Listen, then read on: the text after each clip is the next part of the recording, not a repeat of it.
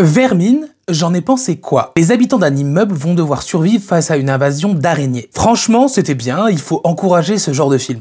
En France. Mais de là à dire que c'est génial, faut pas déconner. Ce film aurait été américain, il n'aurait pas eu autant de hype, c'est juste qu'en France, c'est assez rare d'avoir des films de genre, ou d'horreur, donc il faut les mettre en avant. Déjà, l'histoire, c'est tout à fait classique et loin d'être original. On retrouve tous les codes des films d'horreur avec une bestiole ou une créature. Comme on en voit depuis 40 ans, pas de surprise, c'est assez prévisible. Le déroulement est exactement le même, les personnages clichés au possible, les jumpscares, les personnages secondaires qui se font tuer un à un, les décisions débiles, un des personnages principaux qui meurt pour casser un peu le moral des autres, et le fameux héros qui se sacrifie. Tout ça, on le retrouve dans ce film comme dans beaucoup d'autres. Mais en même temps, ça marche. On y ajoute des thèmes sociaux, la vie en cité, le rôle de la police envers ses populations, les relations entre les personnages, le deuil, l'amitié, avec plusieurs interprétations possibles. Ça c'est cool. Reste que l'ambiance est vraiment réussie, cette atmosphère stressante, pesante. Personnellement, je n'ai pas trouvé que le film faisait peur, mais je pense que les arachnophobes me diront le contraire. Techniquement, j'ai été surpris, c'est très propre, beau montage, belle mise en scène, les effets spéciaux se tiennent et la BO est excellente. On va plutôt rechigner sur le casting. Alors Théo Christine en Caleb,